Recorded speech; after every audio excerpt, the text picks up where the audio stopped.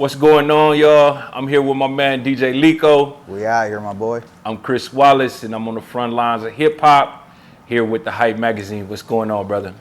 I'm feeling good today, man. All right, Good.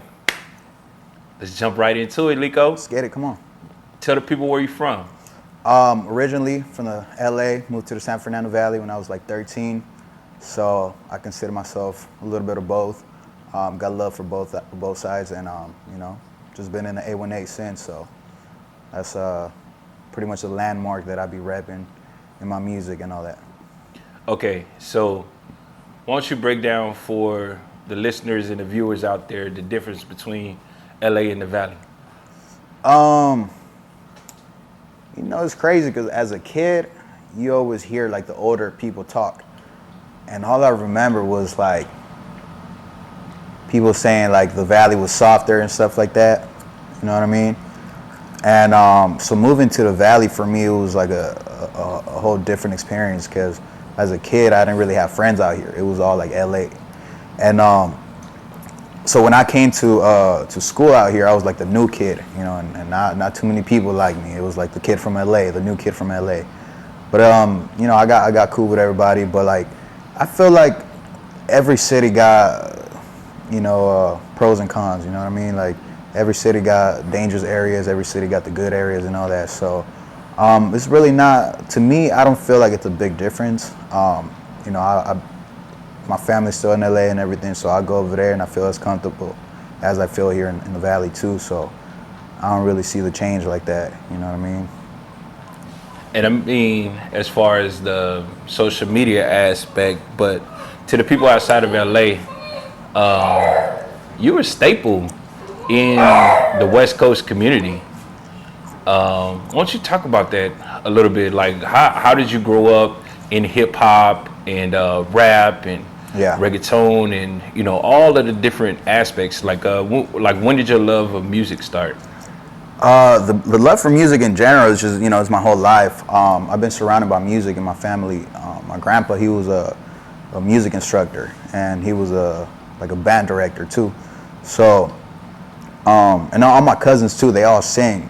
One of my cousins, Wilbur, he's actually a big time salsa singer, and he's out there with he's been with Mark Anthony and big names from the salsa world, which I look up to like crazy. Cause me personally, I love salsa. Like I can listen to that all day. I wish I can sing it, but she got to be like a A1 type of singer for that. You know what I mean? And my cousin got that. So his dad too.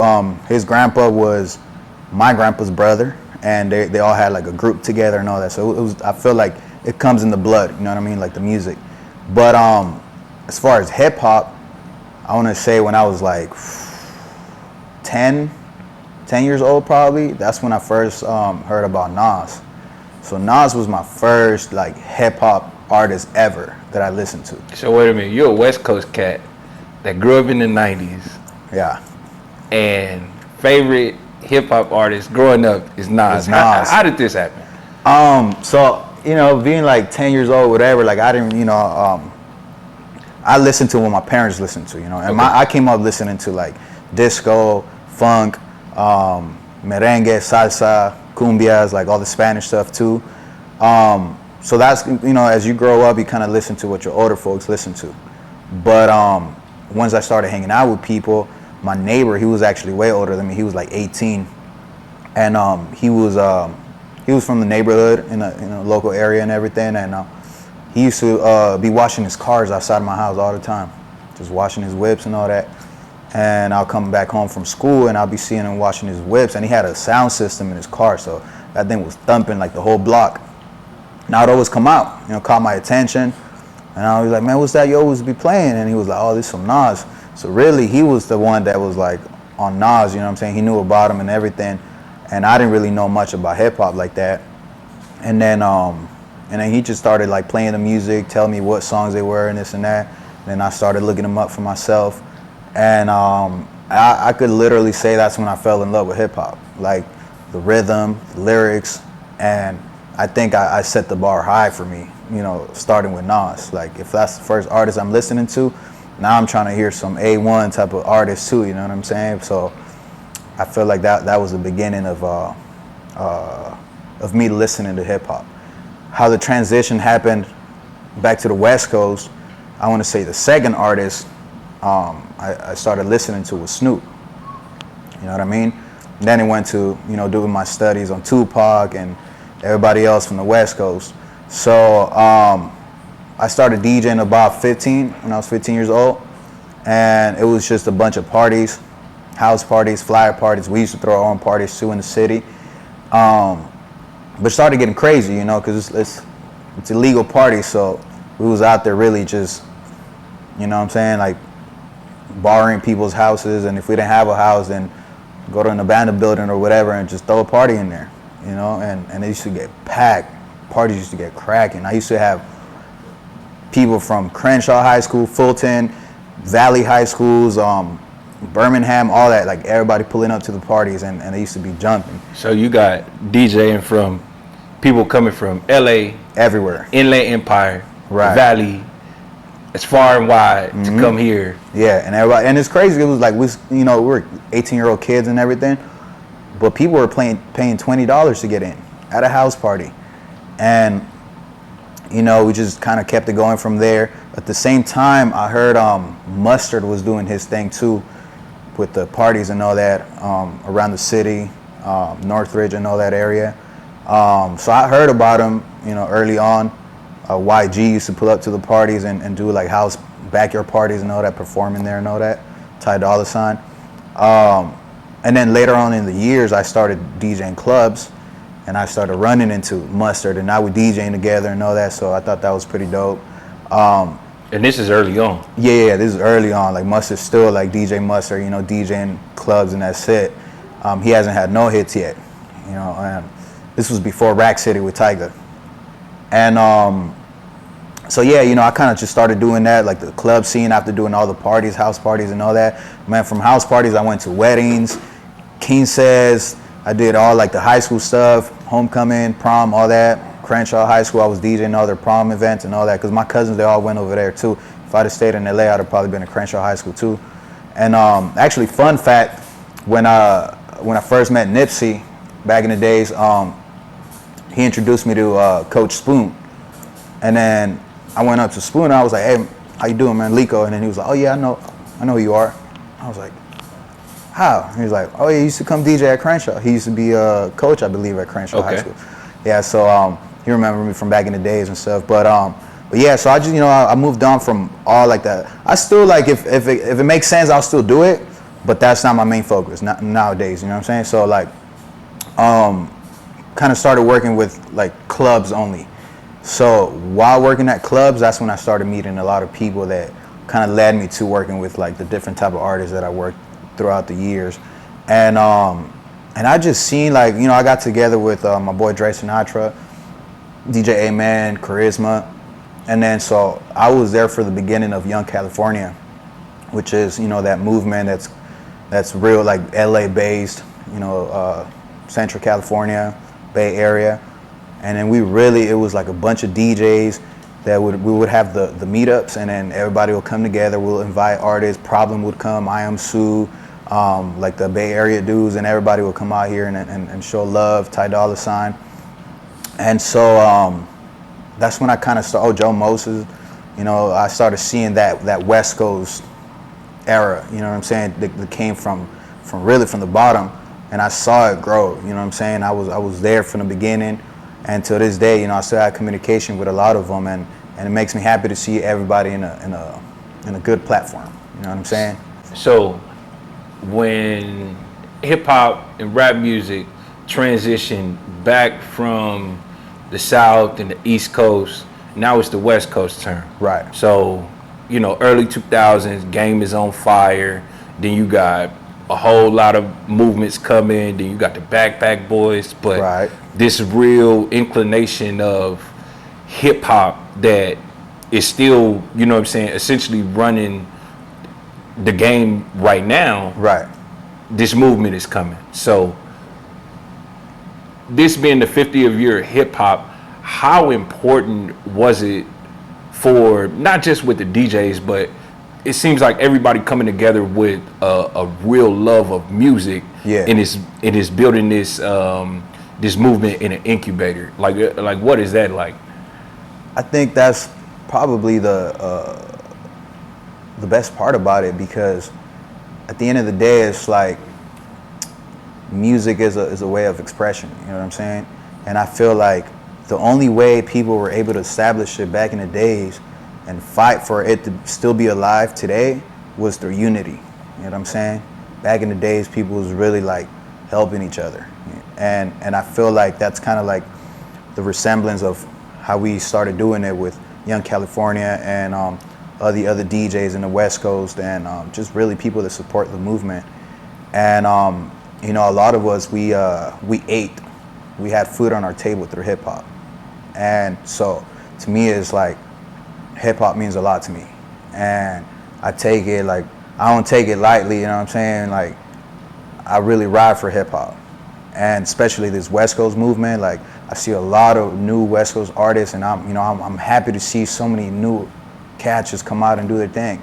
And I feel like this needs to keep going, and we need to keep supporting each other so we can have it for another 50 years. You know what I'm saying? I'm hopefully I'm here to see the 100th birthday of hip hop. You know what I'm saying?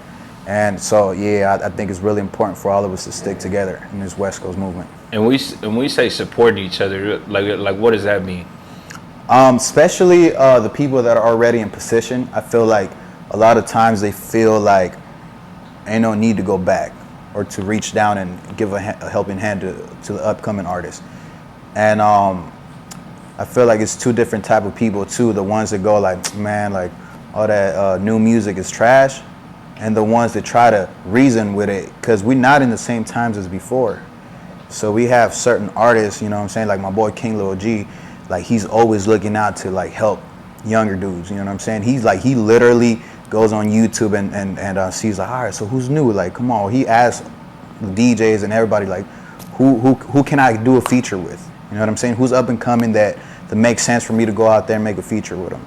Like that right there, I think is what everybody needs to do. You know what I'm saying? Because we want to have the next Ty Dolla $ign. We want to have the next Kendrick. We want to have the next Joe Moses. You know what I'm saying? And we have a lot of like the younger cats too that got that movement, like Blue Bucks Clan, Shoreline Mafia, OGZ. You know what I'm saying? Like they doing their thing. And then we have the younger ones too, Peso, RIP, Sway. You know what I'm saying? Like they pushing forward with the movement, and not only just for hip hop, but for the Spanish community as well. So I feel like that's also lovely when you get to see the Spanish community with the black community getting together to, you know, at the end of the day, we got one thing in common, and that's hip hop. That's right. I mean, Yes, you sir. know, I grew up in Texas, so, you know, Hell we yeah. were heavy on brown pride. Right. So it's like, you know, seeing that movement come in the West Coast and different parts of the United States and even the world, you Hell know, yeah. it's up. moving and moving on. But, you know, okay, so not to jump out of place. So as you become an infamous DJ in the city, what was your first real exposure to the tour DJ life, or like a big, what was the biggest thing that you started doing outside of the greater Los Angeles area? I really think it was, I think my first like move that I made when like people was like, oh yeah, he onto something, or like, you know, DJ Lico about to do something with his career, was the moment I started working with Mac Miller. Okay. R.I.P. Mac Miller. Yeah, R.I.P. man. So it wasn't like just me being there and just being around the camp and stuff like that, but it, like we got real familiar with the whole camp. You know what I'm saying? Like we became like a family.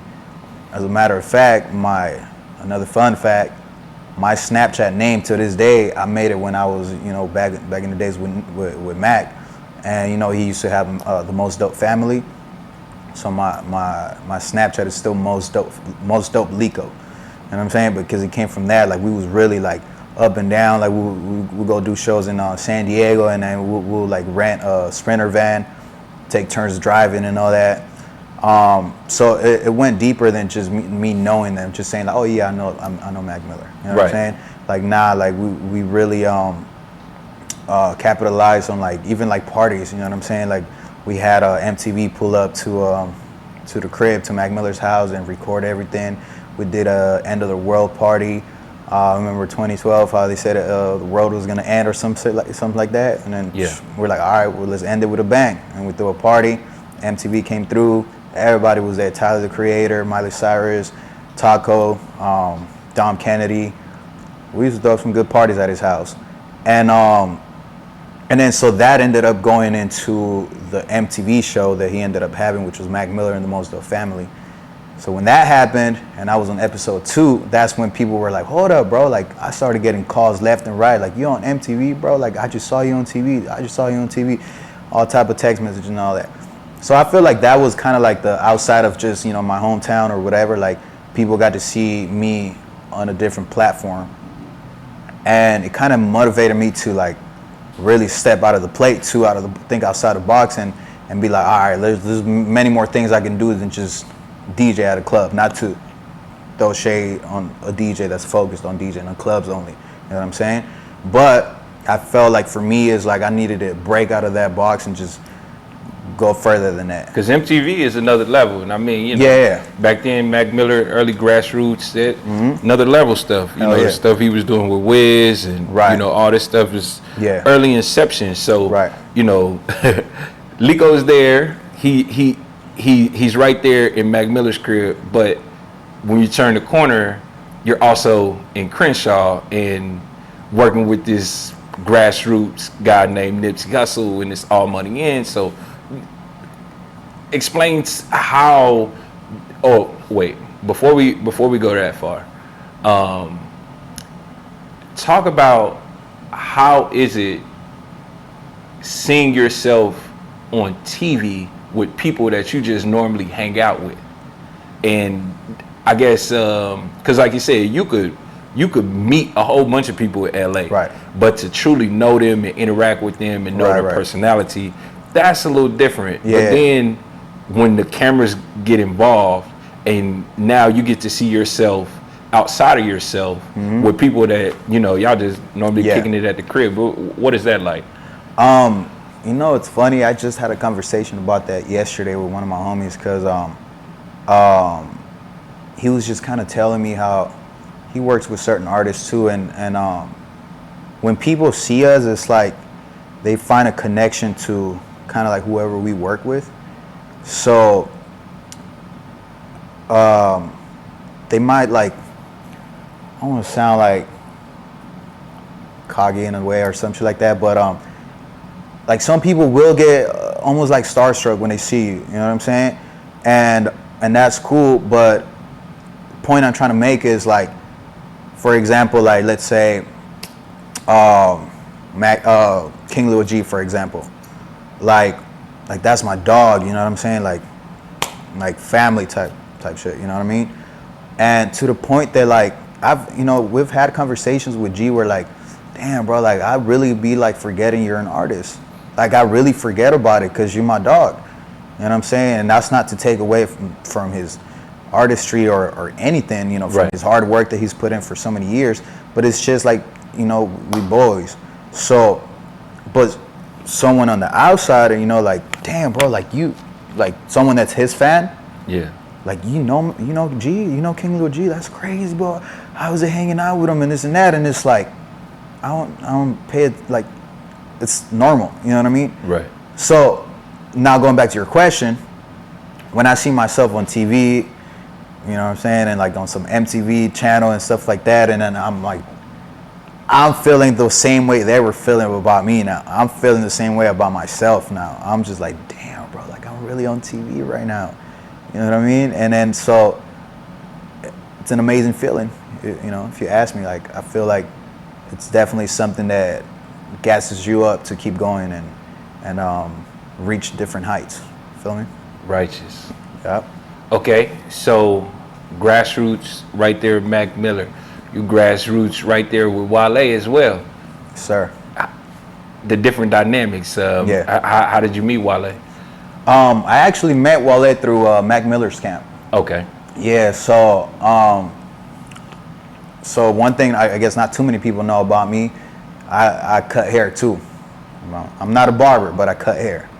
You know what I mean? So I'm the homie's barber. I'm the homie that knows how to cut hair. And you're nice with it too. I'm not gonna lie, man. I'm a little nice with it. But you know, so I was already cutting people. You know what I'm saying? Like since back in this, actually since high school. You know what I'm saying? Just cutting all my homies and all that. So then it's crazy because like certain people I met through cuts, certain people I met through music. Okay. But at the end of the day, they all blended in. Correct. So, you know, I went here with the cuts and it was like, oh, you DJ too? You make music too? Yeah, for sure. So now we have a different conversation. I went here through music. Oh, you cut hair too? Yeah. Oh, hell yeah. Perfect. Boo. So, you know, it's a different conversation now. Right. So it all kind of like fell in perfect place. You know what I'm saying? So, but that ties in with being a good person. That ties in with following up on your word. Yeah, definitely. Yeah, for sure. You know, all that. Integrity and all that, man. It counts because DJ Money, who was Wale's DJ, he needed a barber. Okay. And he told Clockwork, who was Mac Miller's DJ, that he needed someone, if he knew who was like, who cut your hair? Like, oh, it's the homie Lico. Oh, for sure. Can you like send him out here? He's like, yeah, for sure. So he tells me like, yo, the homie DJ Money needs a cut. And when we talk amongst each other, bro, we don't be doing that like, oh, Wale's DJ, like, right. Nah, it's the homie DJ Money and all that. You know what I'm saying? So, all right, cool. I go to the house, I start cutting him up, and then Wale's manager at the time, he needed a cut too. So I damn near started cutting everybody, but Wale, because he wasn't even there. And then like second, third time I went there, I seen Wale and I was like, oh, okay, cool. Like that's, you know, it's Wale's people. And I've been a Wale fan since he came out, you know what I'm saying? So obviously, but that's one thing about me though, like it's not about not being starstruck, it's about showing people respect and for sure, and respect their space and everything. You know what I mean? So I wouldn't even go on some like, oh shit, what up, Wale? Like let me get a picture with you, none of that. Like, you know, he passed by like, oh, what's up, bro, what's up? All right, cool. And then so it wasn't until like maybe a month later that he really needed a cut. And you know, he got dreadlocks and everything, so it's literally just facial hair. And he was like, yo, like I'm gonna need you to give me a cut. I'm like, all right, cool. So I lined him up and everything.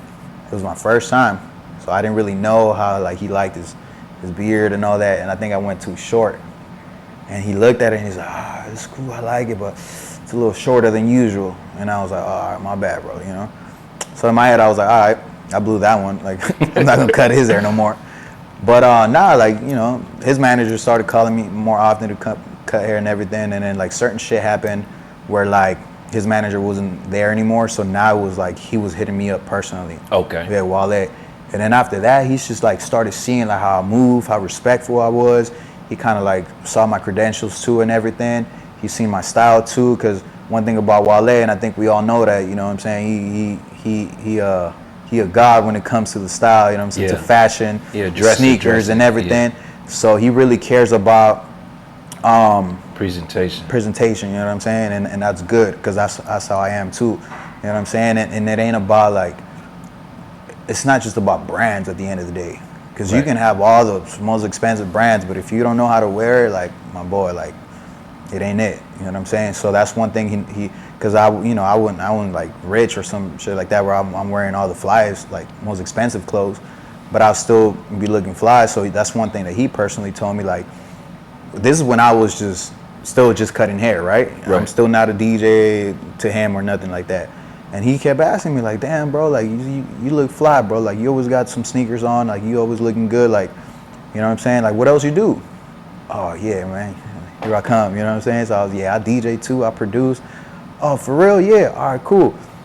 And then boom, DJ Money can't make it to a Las Vegas show at Mandalay Bay. It's like, man, I got a show over there. Can you come DJ that for me? Say less, cool. So now we knocked two birds, one shot, because we're about to go on stage and I'm lining them up. And we got stage management like, yo, we got 2 minutes. We got to get on stage. All right, for sure. We almost done. Line them up. All right, cool. Clean them up. All right, now we both go straight to the stage. You know what I'm saying? So it's like win-win for everybody. Win-win. Yeah, so so that's how I met Wale. And ever since, you know, it's been like 8 years, and then Wale's like my brother. Like, man, you don't understand. Like, I love Wale for real as a person, as an artist. And he's just really showed me loyalty, and I feel like that's the main thing, you know what I'm saying? The loyalty comes first. Through loyalty we get respect, and that creates a better bond. You know what I'm saying? There's no egos. There's nothing more than just, I see him as a mentor as well. Like, he gives me advice on music. He knows, I'm rocking with my music too, and he doesn't. My music is in Spanish, so he don't fully understand it, but he appreciates it, and what he does understand is music. He might not understand the language, but he understands music. So he's gonna let me know about cadence, rhythm, melodies, the vibe, all that stuff before he even like cares about the lyric. But once all that's in place, then he tells me like, yeah, I know that's a good song. You know what I'm saying? So he got a lot of support from me. He's always showing me love. He's always coming up with ideas for me too. He's like tapping in and talking about like, yo, like what you got going on next? You know what I'm saying? And he's even offered me to hop on one of my records too, which, we're gonna make it happen in due time when the time is right. I want to make sure that almost like I don't waste that bullet. You know what I'm saying? Because this is a precious bullet. Right. And so I got to make sure everything's ready in place for that to happen. You know what I'm saying? Because I know you got a Spanish Lotus Flower Bomb in you. Man, we got some, when we're done with this, I'm about to show you some music too, man. Like we got some crazy stuff like in the works right now. So why don't you explain to me the dynamic of how this relationship with Nipsey Hussle and the dynamic with the All Money In crew came to be? Yeah, so 2014, I was trying to have my birthday party, but I was trying to bug an artist to come out and perform, and I didn't know who to get at the time, but I definitely wanted to be someone that I really like. So I was shopping prices, talking to different artists and managers and all that.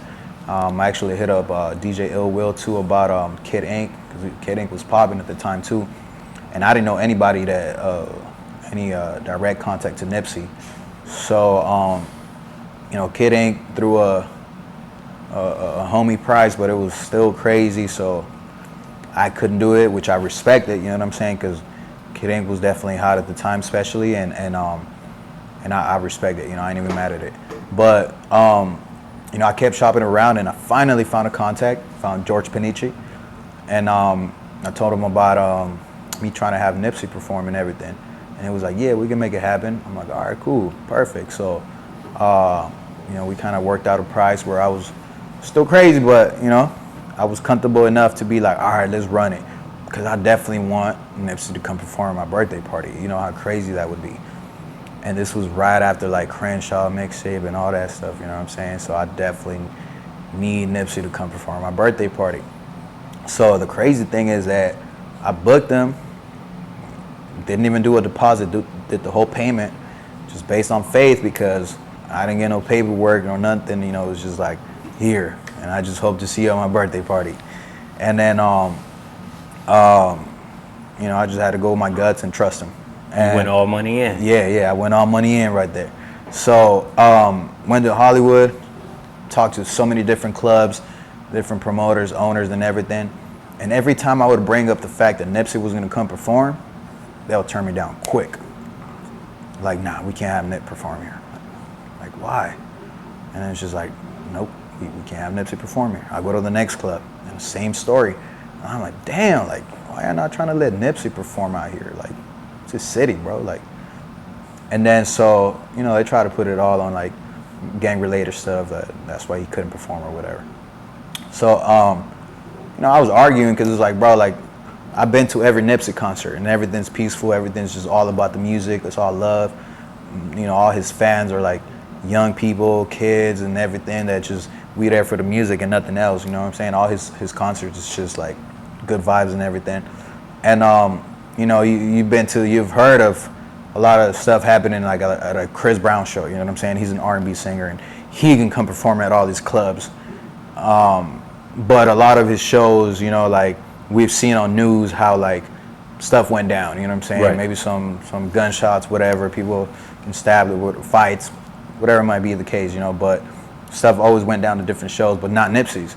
But Nipsey's the one that can't perform. So I was like, all right, whatever, man. So I was like frustrated because I already paid him. I don't know where to have the birthday party. I'm just like, damn, like, am I gonna use a house? Like, is Nip gonna come perform at a backyard or something? Right. But finally, I went to the Valley, and I talked to this club in Woodland Hills. It was all Spanish club. So that benefited me so much because the owner, he didn't know who Nipsey was. So, you know, it was all Spanish clubs. He had no idea who Nip was. So when I said, like, Nipsey's going to come perform here and everything, I was just, an artist, you know, his name is Nipsey Hussle, whatever. He's like, oh, all right, cool. Like, he didn't pay much mind about it. He was just like, all right, cool. So that was perfect. Day of the birthday party came. Nipsey comes through the bag and everything. He put up with everybody. I'm talking about everybody came through. Like Pac-Man, Cobby, Cuzzy, Jay Stone, everybody came through. Had like 20 people with him or 30. And so the owner of the club, when he was coming in, like they security checked and everything, and it was like, yo, like, you got people coming in here, woo-woo. And I was like, yeah, man, just like let him perform. Like, he's just gonna perform like 1 or 2 songs and leave. By the way, the money that I paid Nip was enough to, like, for him to do a song or 2. Right. Damn near a walkthrough. You know what I'm saying? And so I was like, yo, he's just gonna do like a song or 2 and say what's up to my friends and everything, and he'll be on his way out. Like, just let him in. It's like, nah, I can't let him in. Can't let him in like that. And it was like, bro, like, you doing too much. Like, just let him in. So now I'm arguing with the owner for not letting Nipsey in. Now Nipsey's getting frustrated. He's like, hey, man, I'm about to go back to the car and leave. Like, and I put this guy to the side, the owner, and I'm like, hey, bro, listen. He's a big-time artist, and I just paid a lot of money that I'm not trying to lose right now. Right. Just like that, you know what I'm saying? So I'm gonna need you to please do whatever you can that's in your power right now to just let him in, have him perform, and he'll be on his way out. You got to do this for me right now, bro. And I think I just kind of put him against the wall. Like, he was just like, man, whatever, let's go. So Nip comes in, goes on stage, and then he sees my crowd. It's like 300 people there. It's a concert. So he goes and he's like, all right, cool. Like VIP, what we got? And then, like, he performs 1 song. And then he's feeling the vibe. I can see him vibing with it. He's like, all right, what else we got? 2 songs in. 3 songs in. Bro, long story short, Nip did 50 minutes on stage. Damn. A whole concert. Bro, I was cheesy and I was like, yeah, like, Nip, my birthday party for a whole hour performing. And I think what he noticed was, like, all my homies, because all my friends, everybody I know, they all Nipsey fans. Yeah. So we was in there like it was karaoke, just singing every single song. And he felt the love and everything. And he just wanted to keep going. And, you know, that's another thing that, by the way, I appreciate about people like Nipsey, who are really there for the craft and the music, the love of music. Because, you know, any other artist would have probably been like, well, I didn't get paid for nothing else. Here's my song. I already got paid. I'm out. But now he's really about, like, damn, I'm feeling it. The people really love me. They really, like, let me just give them some more. You know what I'm saying? So that's the first time I met Nip. And it wasn't, like, nothing official yet. I actually met Jay Stone that day too.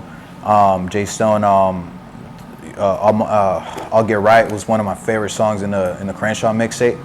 So, you know, I put up to Stone and I was like, hey, what's up, bro? I was like, yo, your song with Nip, I'll Get Right, like, that's one of my favorite songs in the Crenshaw mixtape, bro. Like, you go hard. And he's like, all right, for sure, bro. And he's like, oh, that's your birthday party? I'm like, yeah. He's like, all right, for sure, you did your shit too. I'm like, all right, cool, good looking. So then I tell him, like, I DJ, you know, I produce music too and all that. So if you need anything, let me know. He's like, all right, for sure, grab my number. So Jay Stone gives me his phone number, I give him mine. And like a week later, he hit me up and he was like, yo, can you help me set up a concert? Because he's seen what I did, you know what I'm saying, for the Nip one. So he's like, can you do that for me? And I'm like, hell yeah, let's get it. So I start getting in contact with people. You know, I called the manager at, it was called Infusion, the nightclub inside of City Walk. Okay. On the 2nd floor. So I tapped in with him and he was like, all right, for sure, let's do it. And I was the same thing, you know, I ran up a play and everything, set up the whole deal. And he was like, all right, cool, so we'll do it for this day. All right, cool, so we made the flyer. I told Stone, like, a day later, like, I already got everything set up. He's like, damn, for real? I'm like, yeah. It's like, you work fast, bro. Like, I'm about to start fucking with you. I'm like, all right, cool. So, boom. Day comes. Stone couldn't even make it. He couldn't make it to the show. hit me up like at 4 a.m. Like the whole night I was blowing up his line because the manager's blowing up my line, talking about like, yo, you guys sold out. You guys got a line outside of the club, and you got, where you guys at? I'm like, man, give me till 11, give me till 11:30, give me till 12, we'll be there. Nothing. I was like, man, you know what, bro? Like, just, we calling it off. Like, you can go ahead and keep all the money, but you know what I'm saying? There's nothing we can do. So Stone hit me up like at 4 a.m, and he just, you know, he had got himself caught up in some shit where he couldn't pull up. Right. And then I was just like, man, it's all good, man. We're gonna have to double back. So, you know, I'm pretty sure he probably did something like post something and apologize to the fans or something. But you know, everything was smooth. So from there, you know, I started doing more shows with Jay Stone, and a lot of this stuff is like stuff that I helped him put together and all that stuff. And so then, like, we went to a show that we did with Nip and Roddy Rose, Jay Stone. There was a lot of people there, but I think that was like the official like introduction for me and Nip. You know what I'm saying? Because he remembered me from the birthday party, and he was like, "Oh, all right, cool, that's you. All right, cool." Right. So we shake hands, and then Stone's like, "Yeah, this is my DJ, bro." And he's like, "Oh yeah, all right, for sure." And then he shakes my hand, and he's like, "Well, shit, fuck with me." I'm like, "All right, cool." So we shook hands and everything, and then you know, after that, like, a lot of the shows that Nipsey had, Jay Stone had to open up for him as well. For sure. So then, you know, I got put into the All Money In group text as well. I got, you know, involved with the whole progress and operation of the concerts and everything. So then, you know, we pull up and do our shows with him and everything. And then one time I had a DJ for Nipsey as well. And then I met it was just me, my homie Ruben, and him at the studio. And we were just kind of going over the set list. And then after that, he was like, oh, let me show you some stuff off Victory Lap. So this is 2014, 15. And he, you know, because he'd been working on Victory Lap for a minute. Right. Just some songs turned into mixtapes, and some songs he was able to save for the actual album. Some people, stuff they like thought that. Victory Lap wasn't ever going to come out. Right. It was like another detox, they said. Right. Yeah, nah, but so I heard some of the stuff that actually didn't make it to Victory Lap. Okay. Which I was sad, man, because when I heard it that day, I was like, yo, like, this is crazy. He actually flew a producer from New York out to LA that he was working with Jay-Z, and he had him come out for like a whole week and work on his album. So he showed me some music, and then I was like, all right, well, let me show you some music too. And he's like, come on. So he gives me the aux cord, and I start playing some music. And at the time, I had just finished a record that I produced for Jay Stone and my boy Young Nova. So so I start playing the record, and then it was like vibing with it. It's like, ooh. It's like, who's that on the hook? I'm like, oh, that's my boy. That's Young Nova. And he's like, oh, he nice. Hell yeah. And then Nova starts rapping too on the verse. He's like, oh, who's that on the verses too? He's like, that's Young Nova too. He's like, oh yeah, he's nice for sure. I'm like, all right, cool. And then boom, Jay Stone comes out. He's like, hi, Steezy. And then like he's listening to his thing. I'm like, all right, this is dope, man. He's like, who made the beat? I'm saying, I did it. He's like, oh hell yeah, my nigga. Shakes my hand and everything. I'm like, cool. And then he's seen the progress from the day I met Jay Stone and how we, you know, started getting organized and doing shows, and we started doing meet and greets.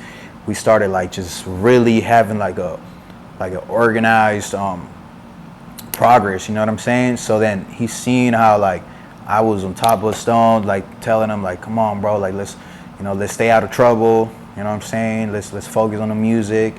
And we was doing it. Like we really like was doing it. Like we went on tour. We set up our own tour with Jay Stone. We was calling the promoters ourselves, setting up meet and greets, shows, left and right, man. Like we was doing our thing. And Nip seen that, and he was like, yo, Lee, he's like, I see you like really rocking with Stone. And I'm like, hell yeah, that's bro right there. So then I remember those words that like just got stuck in my head, because Nipsey was like, I'm gonna need you to do me a favor, bro. And I'm like, what's up? Talk to me. And he was like, stick to Stone's side, bro. It's like, stick to my bro. Like, you're doing a good job with him. It's like, stick to him. Do me a favor. And I was like, I could do that. I could definitely do that. And I don't think too many people know that. You know what I'm saying? But, you know, my boy Ruben was there too. He can vouch and everything. And then it was in the back of my head, like, no matter what we went through, because we went through crazy stuff with Stone, man. Especially doing these out-of-town shows, man. It was always like, damn, like we in the neck of the woods, man, and we went anywhere. It don't matter what trench it was, we was in there doing shows, and people came out and showed love. And we went through crazy situations, you know what I'm saying? Which, you know, I thank God we're still here alive. But it was always in the back of my head, like, nah, I kept this promise with Nick. You know what I'm saying? I was gonna stick to his side. And then besides that, you know, we created a cool relationship with Stone. You know what I'm saying? That was my bro and everything. And so yeah, you know, we kept going back and forth, and then it was all gravy. You know what I'm saying? It was like a cool 8 years of just running laps. You know what I'm saying? Up until the day we lost Ned, and you know, that was a really painful day in the city. You know what I mean? And in hip hop. For sure. But at the end of the day, it's like one of the things I could never forget is all the things I learned from Nip, and I still learn, you know what I'm saying? I'll still listen to his music and catch something new. I'll still go watch an interview and catch something new and be like, all right, yeah, like he was really him. You know what I'm saying? And at the end of the day, it's like, you know, I feel like a lot of things come to an end, you know what I mean? And then so I felt like... Or it has a season. It has a season, for sure. So to me, it was like I felt like Stone was where he needed to be now, and I knew Nip was happy with the work I did for Stone. You know what I'm saying? And I knew that this is where, like, you know, watch JS blow up like C4. Right. You know what I'm saying? That was for Stone, and I think he blew up already. You know what I'm saying? Like, he did what he had to do, and he's already doing his thing. And I really don't think there's much I could do. I think my part is done. You know what I'm saying? So that's when, you know what I'm saying, I decided to move forward with my career and then move on to different things and different chapters of my life, which I think, you know, to this day is probably the best decision I took. Okay, so you're this super important DJ. Maybe not infamous yet, because I know how you are as far as, like, when it's time to work, you're solely in work mode. I mean, yeah. I think the first time I seen you backstage, like, you had your head down in the computer and you was just going through the track list, and it wasn't until years later when I look back and I was like, oh yeah, that was you. You know what I'm saying? About the same time. So hell yeah. At what point did you decide that, okay, I have this love for music and I have a gift? When did you start making the transition into doing things for yourself? Love for music's always been there, and I've always liked to write music too, and but I never really put it to work. You know what I'm saying? Because I was so busy DJing and touring and all that stuff, so I never kind of like experienced with it or play around with it. But once COVID hit, it was like, it was really nothing to do. You know what I'm saying? We're not touring. We're not doing shows. I'm not doing clubs. So I had my own studio, so I was like, let me put it to work. So I went to the studio, and then I started just actually writing music. Started writing music, a lot of music. Then it hit me, and then I was like, okay, all that's cool. I'm writing music and all, but I wanted to take it back to my roots now. You know what I'm saying? So then I started writing in Spanish. Now, if I show you my first 2 songs I did in Spanish, it's a little rough. You know what I'm saying? Like, it was bad because, like, I'm coming from, like, speaking Spanish, you know, like, to my parents and everything, obviously. Right. But it wasn't it wasn't enough to get creative with lyrics, metaphors, rhymes, you know what I'm saying, all that. It's a different ballgame. Like, you don't just grab a pen just because you know Spanish and all of a sudden you know how to write music in Spanish. So it was a process that I had to learn and really study myself. I started listening to Spanish music only. I was watching TV in Spanish. You came in right now and you saw I was watching the movie in Spanish too, Right. and I just put the English subtitles and everything just to make sure I catch everything. And I started doing just a lot of research on Spanish artists, some of the Spanish legends too. And at the same time, I had also started working with one of my homies in Mexico who right now happens to be a superstar. Like he's one of the top artists in Mexico, urban artist. His name is Jera MX. Right. He is killing the game right now. And he recently signed to Sony Music too. He had a worldwide hit, Botella Tras Botella. So while I'm working with him, it's like I'm listening to the Spanish they speak and everything, and I'm learning too. And then I'm getting inspired because I'm seeing like how the people in the Spanish community just really love and support an artist. Like you go to a Spanish show, and then you say like everybody say hey, everybody's gonna say hey. You know what I'm saying? Everybody say oh, everybody says oh, and it's like so responsive. Like the crowd is real like hyped and loving, you know what I'm saying? So I'm just like, man, I really like this. And this is my people's, you know what I'm saying? I speak Spanish. This is where I come from. Right. So why not? And so I really just got to the pen, started going, and writing music. And I would show my music to a lot of people, and they was like, I don't know. Why don't you stick to English? You know what I mean? Right. And then I was like, nah, I want to do Spanish. I'm going to be stubborn. You know what I mean? Because this is what I want to do. And I built a passion for it. So then I write more music, and then some of the homies that are producers, they'll give me some advice, like Spanish producers. They'll be like, you should do this, that, and I'll be like, all right, cool. And then I'll try it and be like, nope, I don't like it. It's not me. So let me go back to what I'm doing. And so I just kept going, and it got to the point where I was like, okay, now I'm starting to feel comfortable. Now I'm starting to find my sound in Spanish. And that's pretty much how it came down to it, you know, and it was so fun, like starting from scratch, because it doesn't, like, all my DJ accolades, like, it don't even, like, really matter. I'm really starting from scratch right now, you know what I mean? And yeah, like, I got support from Wale, yeah, I got some support from King Lil G, yeah, I got support from Hera and anybody else, but at the end of the day, I'm starting from scratch, just like anybody else, any other up-and-coming artist in Spanish, you know what I mean? So I'm gonna go through the same struggles and everything. The advantage is that I have the knowledge, you know what I mean, that I gained through working with so many different artists, that I'm able to avoid a lot of things that, you know, a lot of us don't want to go through, you know what I'm saying? And at the same time, you know, I feel more mature about like certain situations within the music industry and everything. So not only am I using that to my advantage, but I'm also using that to my other homies that are trying to make music too and all that stuff, and you know, throwing them the game that I've already learned, trying to help them out too. So so really that was the transition for me, COVID technically, you know what I mean? It was like it kind of like put a stop on that. I was going 100 miles an hour with this DJing thing, you know what I'm saying? Doing 3-4 clubs a weekend and touring and DJ mixtapes and hosting mixtapes for other artists and all that. Engineering at the studio, recording people, like it was crazy, bro. And I'm glad COVID put a stop on all that, because I don't know how much longer I was gonna last like that.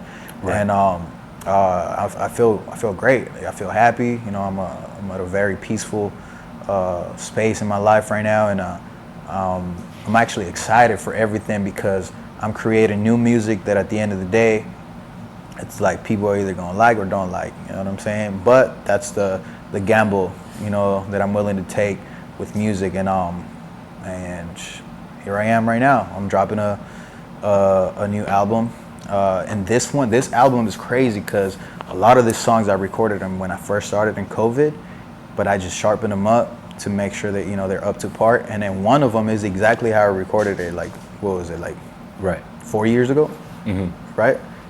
The same way I left it then, that's the same way I'm gonna put it out. Because that song I wasn't gonna do nothing with it. But it's almost songs like that weren't gonna come out, you know, that I'm putting together. And it's only 5 songs, so it's technically like an EP. But it's only 5 songs that I'm gonna put in this project, for the reason that I don't want them to go to waste. I'm really proud of the work I did on it. Right. But I'm working on something different. So this that you're about to hear right now in this album, which is called Sol, Playa y Tú, like sun, beach, and you. Okay. It's more like a tropical sound. It's got like a little bit of like reggaeton in it and stuff like that. And the stuff that I'm working on, like this big project that I'm working on right now, which I'll tell you about it. That's more like a West Coast sound, but still in Spanish. Okay. But it's like a West Coast sound. You know what I mean? And then that's something that I feel like it's an open lane right now, because we don't really have too many Spanish West Coast artists. You know what I'm saying? We got plenty of West Coast artists, but not Spanish. And No, for sure. yeah, so that I feel like I definitely need to capitalize on that. And yeah, so once I put this project out, we're gonna see what it does, let it marinate.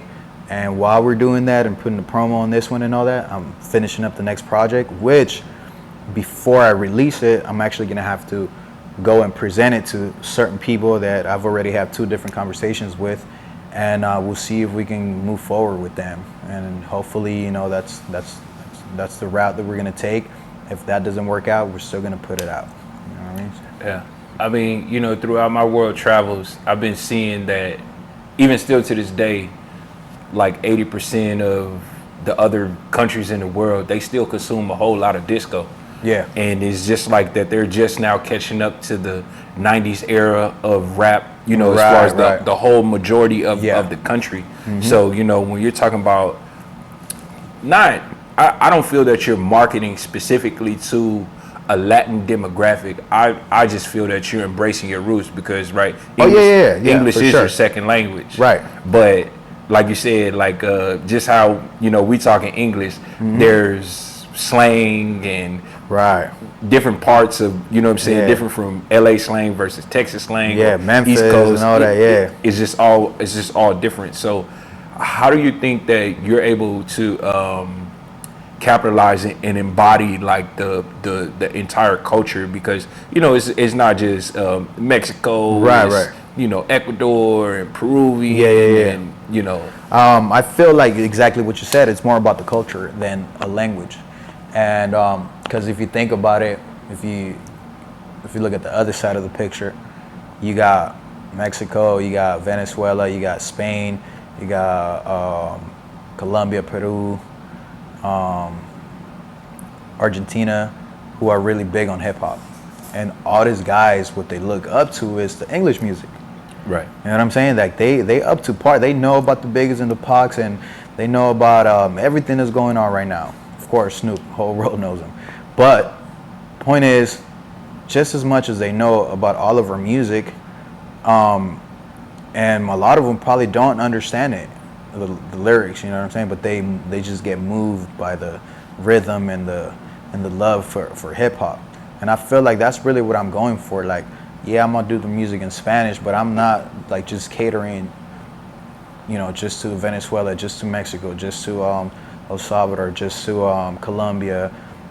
I want it just to be universal. You know what I'm saying? Because look at what Bad Bunny's doing right now, and he's doing it obviously with his genre, which is specifically reggaeton. But you can't, come on, bro. Like, there's people that didn't even know reggaeton existed that are like damn near humming his lyrics, right? Just mumbling his lyrics, and they're fans of Bad Bunny. And it's crazy because I actually DJ'd his meet and greet, Bad Bunny's meet and greet, mm-hmm. Last year. Wow. I did 2 dates at the SoFi Stadium with him, mm-hmm. and it was wild because I got to see a whole pot of different races in one place, and that was great. That was dope because I saw a Latina girl with a black dude, and now the black dude be here singing all the lyrics. He probably don't even know Spanish, but he trying to sing them or whatever. But you know what I'm saying? Like, it's not just Puerto Ricans, it's not just Mexicans. Like, I want it to be a worldwide movement. And the thing is that a lot of people don't know about the West Coast sound yet. You know what I'm saying? Especially in Spanish. Like, I think what's really popping in Spanish, like the trap sound, like the pot smoke sound, you know what I mean? Like stuff like that. That's what's really popping. But West Coast, I don't think it really like has expanded as much in Spanish. So that's where, I want to come in as a pioneer. You know what I'm saying? I want to be one of the first ones to do it. And I know it's a big gamble, you know what I'm saying? Because it's either good or bad, or not a lot of people are doing it. So I'm willing to take that risk, you know what I'm saying? What are some of the things that you've learned over the years? I know, you work with a bunch of legends, some that have gone, like DMX, and what are some of the things from working with these people that, or life lessons that you've learned over the years? One thing I learned, bro, for real, is integrity, bro. You know what I'm saying? And a lot of people like DMX, for example, and I know you experienced that too. You know what I'm saying? Like how spiritual he was. Right. You know what I mean? And I feel like loyalty, integrity, and like being spiritual, like those are the things that like really move me and define who I am. And I feel like at the end of the day, bro, like music or no music, those are traits that every human should have. And I feel like I definitely learned a lot from being around DMX, especially in the later years. Like you was there sometimes, we probably held hands and prayed together. And Yeah. you know what I'm saying? And that to me was like a statement, because a lot of times we move so fast in life that we forget about who we are and where we come from, you know what I'm saying? And how vulnerable we are to this world and just life, Anything can end like in an instant. But yeah, I definitely feel like that was probably one of the best things I learned. And then that was a quality definitely that represented Nipsey as well. You know what I'm saying? Integrity. What about working with like Snoop in his camp? What's up? Snoop. What about working with like Snoop in his camp? Same thing, man. I went to Snoop's compound. Then actually I met DMX at Snoop Dogg's compound, his studio, and just seeing how he moves is crazy, bro. Cause like we talking about like one of the most famous human beings in the world. Right. Like there's no corner of the world that you can go that doesn't know Snoop. Like I can't think of, my mom, grandma, everybody knows who Snoop is. You know what I mean? And a lot of people probably don't even know his music like that. Right. But they know who Snoop Dogg is. He's just a worldwide icon. So in the level that, he's in life, the way he carries himself in person, with you, next to you, is so humble. Like, it's crazy, bro. Like, you think it's one of your homies. He makes you feel so comfortable. He makes you feel at home. And that's like one of the craziest thing about Snoop. He's always gonna give you the best of him. He's gonna give you a smile, and he's gonna make you feel very welcome. So I think that's definitely something that I would take from him and really learn from that and apply it to my life too. It don't matter like how big you get or none of that, like at the end of the day we all humans, and I feel like he's really grounded. Now, we know you DJ, we know you cut hair, we know you rap. What's something that people don't know about you? What some people don't know about me? I like painting. Hey, you like painting? Yeah, I definitely like doing paintings and like big paintings on canvas and stuff like that. And I've sold a few of them for a good price. So that's definitely something. I used to actually draw a lot when I was a kid. I used to have books of just me drawing and coloring and all that.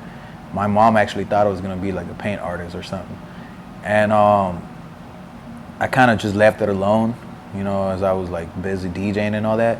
And it wasn't until like maybe 2 or 3 years ago, I kind of like got back into it and it was just like, let me see if I still got it. And I came out with some crazy paintings that I actually didn't even think of selling, because that's not why I made them. You know what I'm saying? I only made them because it distracts me when I feel a little stressed or something like that, and I go back to the paintbrush and I'm like, all right, cool, this feels good.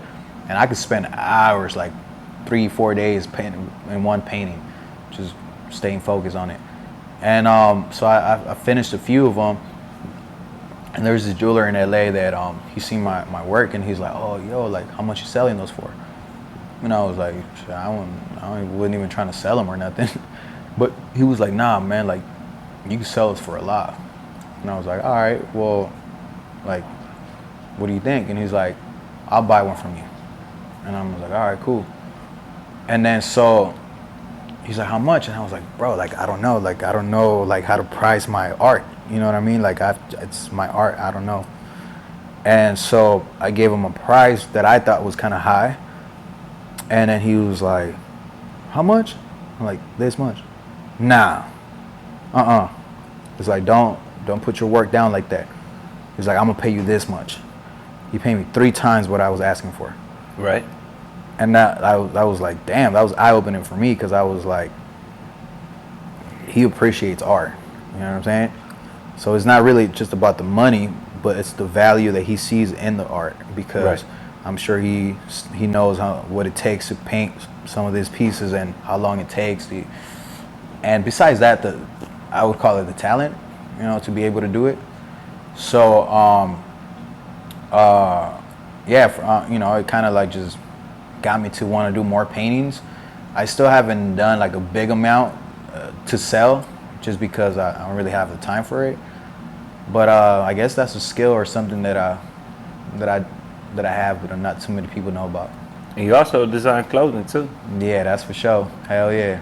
Let's talk about that. What's that? KYOS? Yeah, Kyle's. Kyle's. Yeah, do I have a Kyle's hat on? Is that? Yeah, I got a Kyle's on. Yeah, so that's my brand. It's Keep Your Circle Small. Okay. So the O, it's technically not an O, it's a circle. You know, so Keep Your Circle Small. And that brand I made it in 2016, and I've been doing different drops like summer, winter, and stuff like that, and it's been doing pretty well. So I'm proud of my brand, Kyle's. It kind of represents where my life is at too. Like, I literally, like, my circle's so small, bro. It's tight, because I helped so many people out in the past, and it's just crazy. It's right. crazy. Yeah, humanity is crazy, man. I helped so many people in like major ways, and then just once they got what they needed, packed their bags and was like, all right, didn't even say a thank you or nothing. So, you know, I just kind of like started just shrinking more and more until it got to like a very tight circle, and then we really careful about who even comes around. You know what I mean? Like you might seem like the nicest person or whatever, but like if we don't feel your energy, like I don't even want to work with you. I don't even care like how much you want to pay me for me to work with you. Like, if I'm not feeling your energy, like, we're not working together. And that's just where I'm at right now. But yeah, you know, the same mentality I had when I was making the clothing brand, and that was my vision. Because at one point I had a meeting with some of my homies. It was like 40 of us that were in Last Battalion Music, which is my independent label. I guess that's one of them too. I'm CEO of my own independent record label. And it was about 40 people. And everybody had a job, you know, everybody did something. But it's crazy because I saw the vision, and that's exactly when I made this brand, Keep Your Circle Small. And I had this meeting, and I'm talking, and I'm like, it's crazy because there's 40 people around here, and not to bring negativity, but I know like in 2-3 years from now, it's not even gonna be half of this. Not even half, because it's not for everybody. We're gonna go through so much, we're gonna go through a lot of struggles, and a lot of people's not built for this, and it's okay. I'm not mad, you know what I'm saying? I'm not even gonna be mad when we only have 5 people left. Right. You know what I mean? And that's kind of what it came down to at the end of the day. And that's where we're at. And it's like, these are like the chosen few, you know what I'm saying? And I'm happy with who we got and everybody's job. So, yeah, man, keep your circle small. All right. Well, I appreciate the interview. Yeah. Is there anything that you want to say to your fans, to the people out at Hype and the people listening all around the world before we get out of here? Yeah, man, just shout outs to hip hop, 50th birthday. You know, hip hop really, like I said, put a foot on our table for a lot of us. all the younger ones, up and coming artists, same thing you're gonna hear in every interview. Keep doing your thing. Do not stop. There's gonna be a lot of people that are gonna tell you shouldn't do, or at least you shouldn't do it a certain way, and they want you to do it their way. Go ahead and do it how you feel like it. You know what I mean? Be stubborn with it. Just be passionate about it though. Don't just be blindly stubborn. Like, if you're passionate about something and you feel it in your heart and your gut, then you got to do it that way. You know, it's gonna feel best when you do it. Like, how you gonna feel recording a song that you don't even like in the booth? You're not gonna feel it. So, you know, whether it's music, basketball, sports, whatever, do what you gotta do how you want to do it, do how you feel best doing it, and don't listen to people. Like, do you. That's it. You know what I'm saying? It don't matter how old you are, it don't matter what race you are, it don't matter if you're fat, skinny, tall, short, whatever. Do your thing, follow your dreams, and don't slack. It's really easy to get distracted in life, you know what I'm saying, with anything, even partying or whatever. Like, stay focused, sacrifice a little bit. You got to sacrifice. Like, if you don't sacrifice, nothing's gonna happen. Nothing's easy. So if you got to turn down the partying a little bit, if you got to turn down whatever, you got to do it for a bit, you know what I'm saying, till you get some work done, and then, you know, you go play hard after you work hard. It's your boy DJ Lico. Go listen to my music. Look me up on Instagram, dj.lico. And then all my music is under DJ Lico on all the DSPs, Apple Music, Spotify, YouTube, all that. Look out for my new album, Sol Playa y Tu. And we got new music coming out too, man. And I got some surprises too, some dope ass features. Stay on the lookout, man. It's your boy DJ Lico. I'm out. Respect the shooter.